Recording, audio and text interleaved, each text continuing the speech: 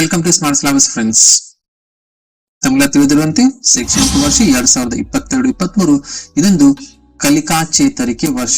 So ತಮಗೆಲ್ಲ ಈಗಾಗಲೇ ತಿಳಿದಿರುವಂತೆ ಈ ವರ್ಷ ನಾವು ರೆಗ್ಯುಲರ್ ಆಗಿ ಸಿಲೆಬಸ್ ಅನ್ನ ಹೇಳುವ ಬದಲಾಗಿ, ಅಂದ್ರೆ ಈ ಒಂದು ಟೆಕ್ಸ್ಟ್ ಬುಕ್ ನಲ್ಲಿರುವಂತಹ ಪಾಠಗಳನ್ನು ಹೇಳುವ ಬದಲಾಗಿ ನಾವು ಹೆಚ್ಚಾಗಿ ಇಲ್ಲಿ ಕಲಿಕಾ ಚೇತರಿಕೆ ವರ್ಷಕ್ಕೆ ಸಪರೇಟ್ ಆಗಿ ಇಲ್ಲಿ ತಯಾರಿಸಲಾದಂತಹ ಕಲಿಕಾ ಫಲಗಳು ಮತ್ತು ಕಲಿಕಾ ಹಾಳೆಗಳನ್ನು ನಾವು ಈ ಬಾರಿ ಇದರರ್ಥ ಟೀಚ್ ಮಾಡಬೇಕು, ಅವುಗಳನ್ನು ನಾವು ಬೋಧನೆಯನ್ನ ಮಾಡಬೇಕು. ಇನ್ನು ಇಲ್ಲಿ ಕೆಲವೊಂದು ಮೌಲ್ಯಮಾಪನದಲ್ಲಿ ಅಥವಾ ಈ ಕಲಿಕಾ ಹಾಳೆಗಳನ್ನು ನಿರ್ವಹಿಸುವಲ್ಲಿ ಕೆಲವೊಂದು ಗೊಂದಲಗಳಿವೆ. ಸೊ ಯಾವ ಕಲಿಕಾ ಹಾಳೆಗಳನ್ನ ಅಥವಾ ಯಾವ ತಿಂಗಳಿನಲ್ಲಿ ಎಷ್ಟು ಕಲಿಕಾ ಹಾಳೆಗಳನ್ನ ನಾವಿಲ್ಲಿ ಕವರ್ ಮಾಡ್ಕೋಬೇಕು, ಸೊ ಯಾವ ಪ್ರಕಾರ ಅವುಗಳನ್ನ ನಾವು ಸಂಕಲನಾತ್ಮಕ ನೆಕ್ಸ್ಟ್ ರೂಪನಾತ್ಮಕ ಮೌಲ್ಯಮಾಪನಗಳು ಯಾವ ರೀತಿ ಬಳಸಬೇಕು ಅನ್ನೋದನ್ನ ನಾವು ಈ ಒಂದು ವಿಡಿಯೋಗಳಲ್ಲಿ, ಈ ಸೀರೀಸ್ ಒಂದು ವಿಡಿಯೋ ಬರುತ್ತೆ ಫ್ರೆಂಡ್ಸ್. ಈ ಪ್ರಕಾರ ಈ ವಿಡಿಯೋದಲ್ಲಿ ನಾವು ರೂಪನಾತ್ಮಕವಾರು ಕಲಿಕಾಫಲ ಮತ್ತು ಕಲಿಕಾ ಹಾಳೆಗಳ ವಿಂಗಡಣೆ ಡೀಟೇಲ್ ಆಗಿ ತಿಳಿದುಕೊಳ್ಳೋಣ. ಸೊ ನಮ್ಮ ಒಂದು ಚಾನೆಲ್ ಅಲ್ಲಿ 6ರಿಂದ 9ನೇ ತರಗತಿಗೆ ಸಂಬಂಧಪಟ್ಟಂತೆ ಗಣಿತ ಹಾಗೂ ವಿಜ್ಞಾನದ ಕಲಿಕಾ ಹಾಳೆಗಳ ಹಾಗೂ ಕಲಿಕಾ ಫಲಗಳ ವಿಂಗಡಣೆ ಕಂಪ್ಲೀಟ್ ಆಗಿ ನಾವಿಲ್ಲಿ ಡೀಟೇಲ್ ಆಗಿ ತಿಳಿದುಕೊಳ್ಳೋಣ. ಸೊ ಈ ಎಲ್ಲಾ ಸೀರೀಸ್ ವಿಡಿಯೋನ ನೋಡ್ಬಿಟ್ಟು ನಾವು ಈ ಎಲ್ಲಾ ವಿಡಿಯೋನ ಕ್ಲಿಯರ್ ಮಾಡ್ಕೋಬಹುದು. ಸೊ ತಪ್ಪು ಎಲ್ಲಾ ವಿಡಿಯೋ ನೋಡಿ, ಎಲ್ಲ ವಿಡಿಯೋ ನೋಡ್ಬೇಕಪ್ಪ ಅಂತಂದ್ರೆ ನಮ್ಮ ಚಾನಲ್ ಸಬ್ಸ್ಕ್ರೈಬ್ ಮಾಡ್ಕೊಂಡಿರ್ಬೇಕು, ಬೆಲ್ ಐಕಾನ್ ಒತ್ತಿರ್ಬೇಕು. ಬೆಲ್ ಐಕಾನ್ ಅಲ್ಲಿ ಆಲ್ ಅನ್ನುವಂತ ಆಪ್ಷನ್ ಸೆಲೆಕ್ಟ್ ಮಾಡ್ಕೊಂಡಿರ್ಬೇಕು, ಮಾತ್ರ ತಮಗೆ ಈ ಎಲ್ಲಾ ವಿಡಿಯೋಗಳ ನೋಟಿಫಿಕೇಶನ್ ದೊರೆಯುತ್ತೆ. ಸೊ ಈ ವಿಡಿಯೋದಲ್ಲಿ ಫ್ರೆಂಡ್ಸ್ ನಾವು ಕಾನ್ಸಂಟ್ರೇಟ್ ಮಾಡೋಣ 6ನೇ ತರಗತಿಯ ಗಣಿತ. ಸೊ 6ನೇ ತರಗತಿಯ ಗಣಿತವನ್ನು ತಿಂಗಳವಾರು ಆ ಕಲಿಕಾ ಫಲಗಳು ಮತ್ತು ಕಲಿಕಾ ಹಾಳೆಗಳನ್ನ ಯಾವ ರೀತಿ ನಾವಿಲ್ಲಿ ವಿಂಗಡಣೆ ಮಾಡ್ಕೊಂಡ್ಬಿಟ್ಟು ಅವುಗಳನ್ನ ಬೋಧನೆ ಮಾಡ್ಬೇಕು ಅನ್ನೋದನ್ನ ಇಲ್ಲಿ ಡೀಟೇಲ್ ಆಗಿ ತಿಳ್ಕೋಣ ಬನ್ನಿ.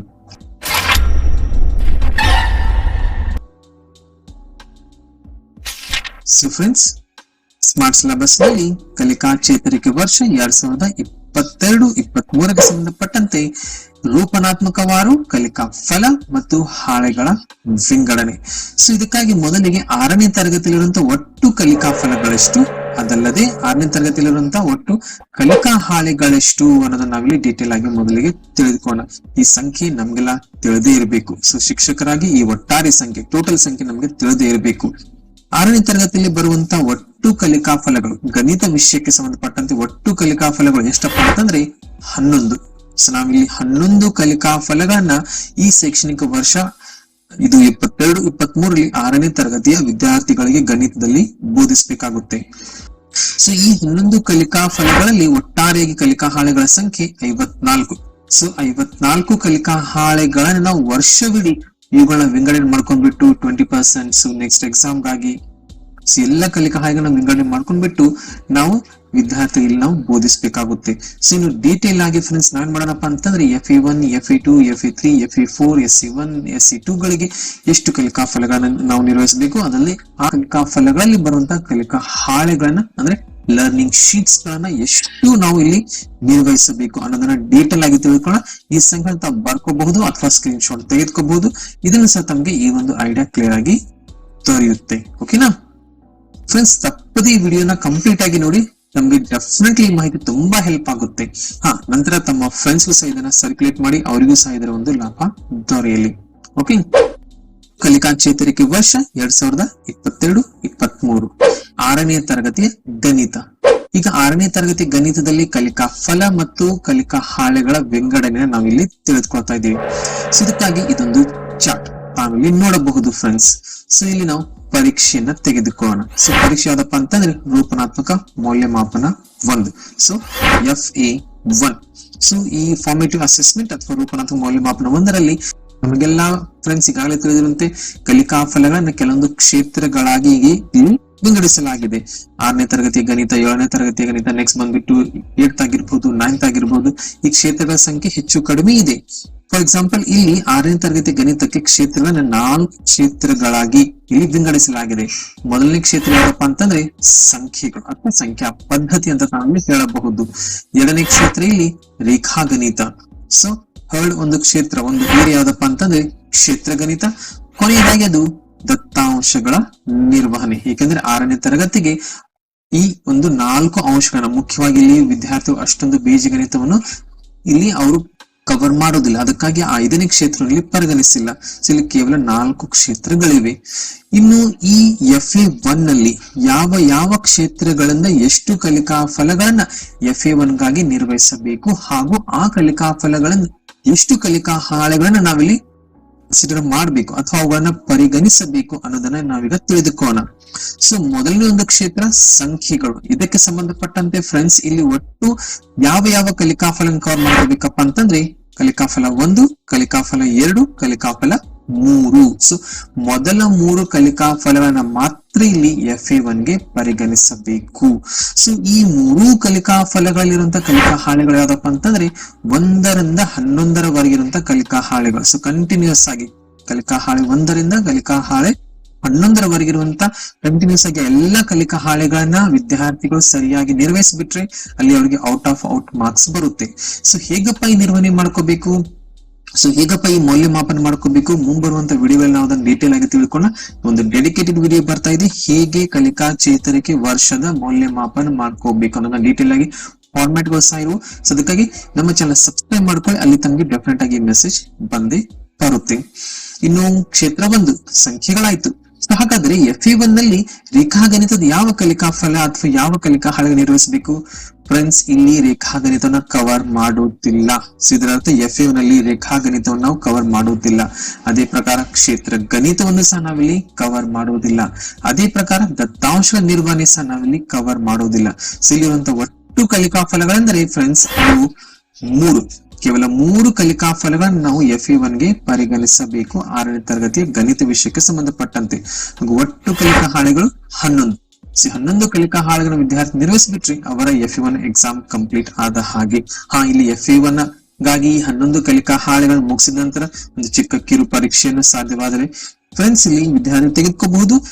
ಆದ್ರೆ ನಿರ್ದೇಶನದ ಪ್ರಕಾರ ಅಂದ್ರೆ ಇಲಾಖೆ ನಿರ್ದೇಶನದ ಪ್ರಕಾರ ಈ 11 ಕಲಿಕಾ ಹಾಳೆಗಳಿಂದ ನಾವಿಲ್ಲಿ ಮೌಲ್ಯಾಂಕನವನ್ನು ಸಹ ಮಾಡ್ಕೋಬಹುದು. ಅಂದ್ರೆ CC ಒಂದು ಮೌಲ್ಯಾಂಕನ ಮಾಡ್ಕೋಬಹುದು.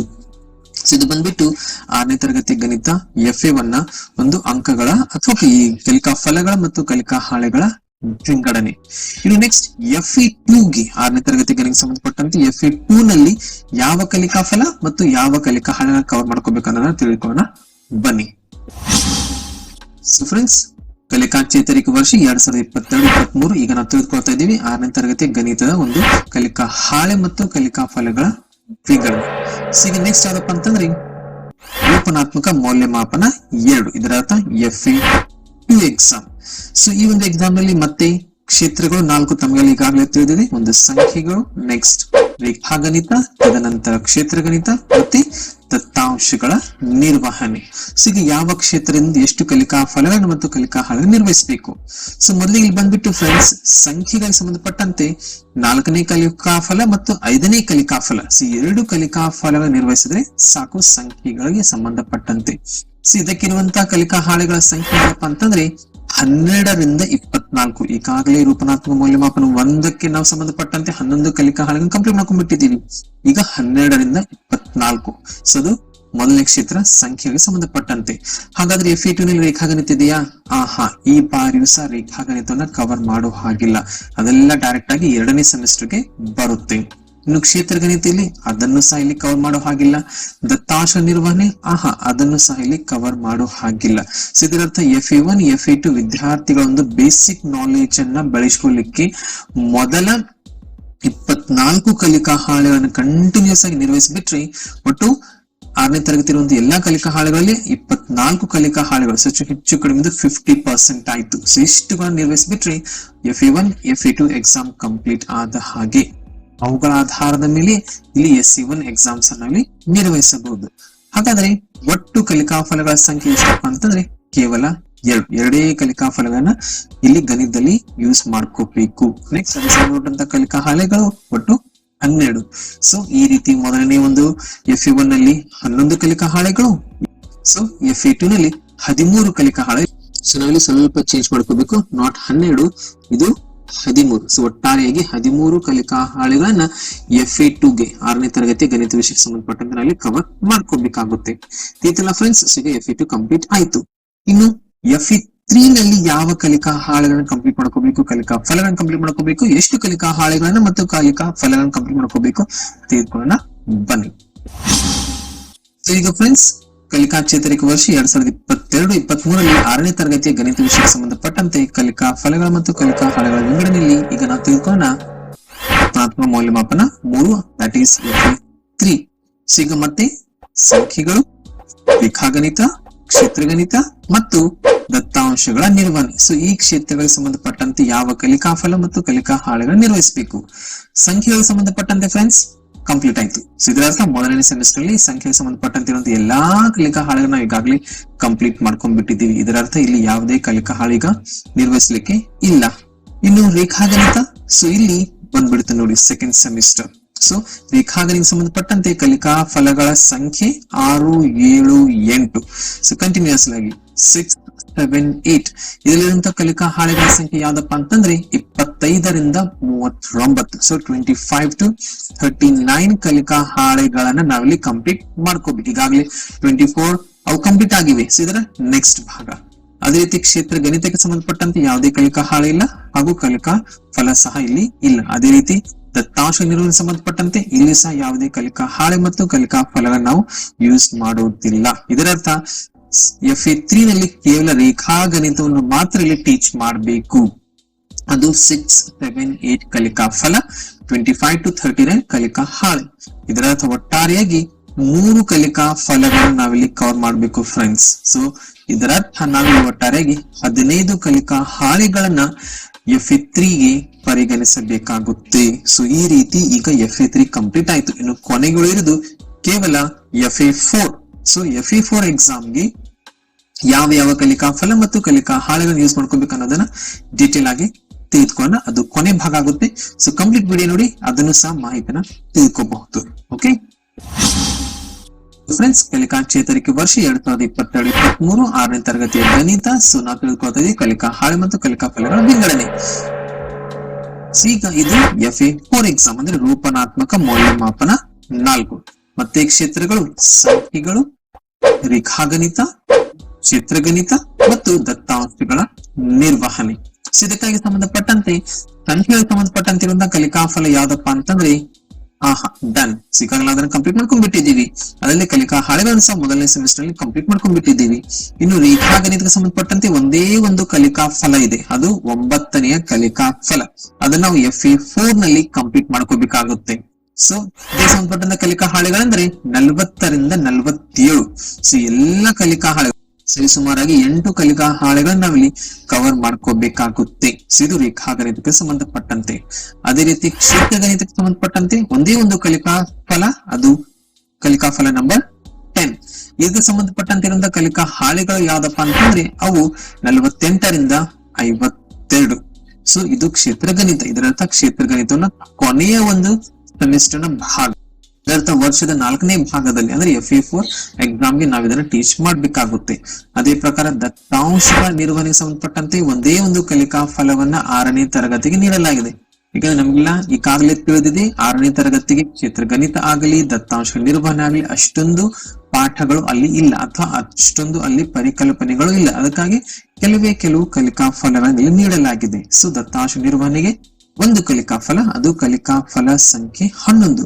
ಇದಕ್ಕೆ ನಿಗದಿಪಡಿಸಿದಂತ ಕಲಿಕಾ ಹಾಳೆಗಳು ಯಾವ್ದಪ್ಪ ಅಂತಂದ್ರೆ ಅದು 53 ಮತ್ತು 54. ಕೇವಲ 2 ಕಲಿಕಾ ಹಾಳೆಗಳಲ್ಲಿ ನೀಡಲಾಗಿದೆ ಫ್ರೆಂಡ್ಸ್.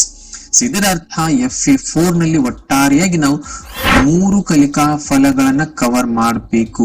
ಟೋಟಲ್ ಆಗಿ 3 ಕಲಿಕಾ ಫಲಗಳನ್ನ. ಇದರ ಅರ್ಥ ಒಟ್ಟು ಕಲಿಕಾ ಹಾಳೆಗಳಲ್ಲಿ 15. 15 ಕಲಿಕಾ ಹಾಳೆಗಳನ್ನ ನಾವಿಲ್ಲಿ FA4ಗೆ ಒಂದು ಕನ್ಸಿಡರ್ ಮಾಡಬೇಕಾಗುತ್ತೆ. ಇದು 6ನೇ ತರಗತಿ ಗಣಿತ ಸಂಬಂಧಪಟ್ಟಂತೆ ರೂಪನಾತ್ಮಕವಾರು ಕಲಿಕಾ ಫಲ ಮತ್ತು ಕಲಿಕಾ ಹಾಳೆಗಳ ಒಂದು ವಿಂಗಡಣೆ.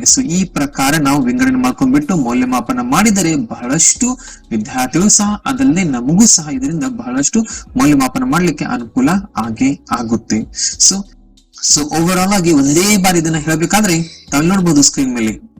ಇದು ಸ್ಮಾರ್ಟ್ ಸಿಲೆಬಸ್ ನಲ್ಲಿ ಕಲಿಕಾ ಚೇತರಿಕೆ ವರ್ಷ ನೆಕ್ಸ್ಟ್ 6ನೇ ತರಗತಿಯ ಗಣಿತ. ಒಟ್ಟಾರೆಯಾಗಿ ಇರುವಂತಹ ಕಲಿಕಾ ಫಲಗಳ ಸಂಖ್ಯೆ 11. 6ನೇ ತರಗತಿಯ ಗಣಿತಕ್ಕೆ ಒಟ್ಟು ಕಲಿಕಾ ಹಾಳೆಗಳ ಸಂಖ್ಯೆ 54. 54 ಕಲಿಕಾ ಹಾಳೆನ ನಾವು ಕವರ್ ಮಾಡ್ಕೋಬೇಕು.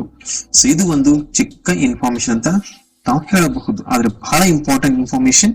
ಬಹಳ ಹೆಲ್ಪ್ ಆಗುತ್ತೆ, ಮೌಲ್ಯಮಾಪನ ಮಾಡ್ಲಿಕ್ಕೆ ಬಹಳ ಬಹಳ ಹೆಲ್ಪ್ ಆಗುತ್ತೆ. ಸೊ ಇದೇ ಪ್ರಕಾರ ನಮ್ಮ ಒಂದು ಚಾನೆಲ್ ಅಲ್ಲಿ ಈ 6ನೇ ತರಗತಿ ಗಣಿತ ಕಂಪ್ಲೀಟ್ ಆಯ್ತು. ನೆಕ್ಸ್ಟ್ ವಿಜ್ಞಾನ 7ನೇ ತರಗತಿ 8, 9 ತರಗತಿಗೆ ಸಂಬಂಧಪಟ್ಟಂತೆ ಗಣಿತ ಹಾಗೂ ವಿಜ್ಞಾನದ ಕಲಿಕಾ ಫಲ ಮತ್ತು ಕಲಿಕಾ ಹಾಳೆಗಳ ವಿಂಗಡಣೆ ವಿಡಿಯೋಗಳು ಬರ್ತಾ ಇವೆ. ತಾವು ಕೆಳಗೆ ಡಿಸ್ಕ್ರಿಪ್ಷನ್ ಚೆಕ್ ಮಾಡ್ಕೋಬಹುದು, ಲಿಂಕ್ ಅಲ್ಲಿ ನೀಡಿರ್ತೀನಿ, ಅಲ್ಲಿಂದ ತಾವು ನೋಡ್ಕೊಂಡು ತಿಳ್ಕೊಬಹುದು. ತಮ್ಗೆ ಯಾವುದೇ ಒಂದು ವಿಡಿಯೋ ದೊರೆಯಲಿಲ್ಲಪ್ಪ ಅಂದ್ರೆ ಕಮೆಂಟ್ ಮಾಡಿ, ನಾನು ನಿಮ್ಗೆ ಆ ವಿಡಿಯೋ ಒಂದು ಸೀರೀಸ್ ಲಿಂಕ್ ಅನ್ನ ಸೆಂಡ್ ಮಾಡ್ತೀನಿ. ಸೊ ಇಂಥ ವಿಡಿಯೋಗಳನ್ನ ಬಹಳಷ್ಟು ನಿಮ್ಮ ಫ್ರೆಂಡ್ಸ್ ಸಹ ಶೇರ್ ಮಾಡಿದ್ರೆ ಅವ್ರಿಗೂ ಸಹ ಬಹಳಷ್ಟು ಒಂದು ಇದರಿಂದ ಉಪಯೋಗ ಆಗುತ್ತೆ. ಓಕೆನಾ? ಇಂಥ ಬಹಳಷ್ಟು ವಿಡಿಯೋದೊಂದಿಗೆ ಮತ್ತೆ ಭೇಟಿಯಾಗೋಣ ಮುಂದಿನ ವಿಡಿಯೋದಲ್ಲಿ. ಅಲ್ಲಿಯವರೆಗೆ ಸ್ಟೇ ಸೇಫ್, ಸ್ಟೇ ಹೆಲ್ದಿ.